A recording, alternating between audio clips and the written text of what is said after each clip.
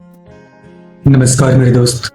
किसी को ये मेरी बात गलत लगती है या किसी को मेरी बात से चोट लगती है तो प्लीज इस वीडियो को पूरा मत देखना, स्किप कर दो और जाओ देखो वो मुजरे वाली वीडियो। और अगर किसी को मेरी बात थोड़ी भी अच्छी लग रही है और वो चाहता है कि हम इस वीडियो को लास्ट तक देखें तो प्लीज आपसे रिक्वेस्ट है, आप स्किप करके मत जाना। हालांकि मैं आपसे कोई इम्पोर्टेंट या कोई ऐसी बात नहीं बताने वाला हूँ जो आपको मजे दे, लेकिन मैं आपको एक शादीशुदा इंसान या यूं समझ लीजिए एक ऐसा इंसान जो इस पूरी दुनिया से टूट चुका है, हार चुका है, उसके बारे में और उसके पीछे की थोड़ी सी रियलिटी के बारे में बात करूंगा। अगर आपको ऐसा लगता है कि ये सारी चीजें मेरे साथ हो चुकी है या हो रही हैं तो इस वीडियो को लाइक कर दें और चैनल को सब्सक्राइब कर लें और कमेंट करके बताएं कि क्या आपके साथ ऐसा हुआ है। मेरे दोस्त, ये डार्क रियलिटी इस बात की गवाह है कि एक इंसान के साथ में क्या क्या होता है शादी के बाद या शादी से पहले या प्रेजेंट टाइम में।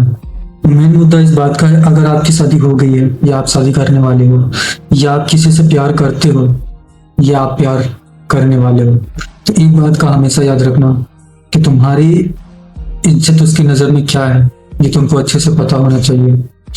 तुम किसी की जरूरत हो तब तक कि तुम्हें वो इस्तेमाल कर रहा है। यूं मानो कि वो तुमसे बहुत प्यार करता है, किस लिए? क्योंकि इससे तुम्हारी कुछ ना कुछ जरूरत जरूर पूरी हो रही है।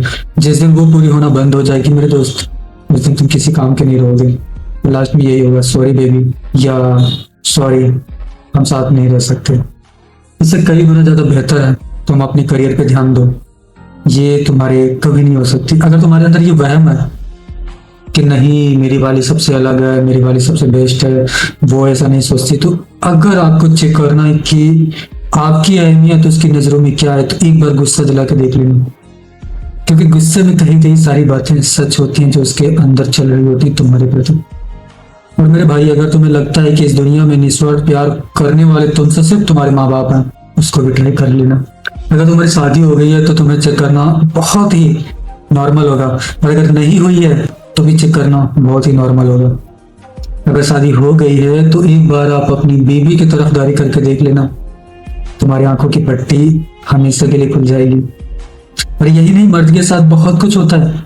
अगर वो बीवी की तरफदारी करे तो बीवी का गुलाम माँ बाप की नजरों में, और अगर माँ बाप की तरफदारी करे तो वो माँ बाप का गुलाम बीवी की नजरों में। अगर वो किसी की भी तरफदारी ना करे तो माँ बाप का कहना क्या था, जब तुझे चलाना ही नहीं आता तो तुम्हें शादी क्यों की? भाई साहब, एक लड़के की जिंदगी में ना दुख कभी खत्म नहीं होता।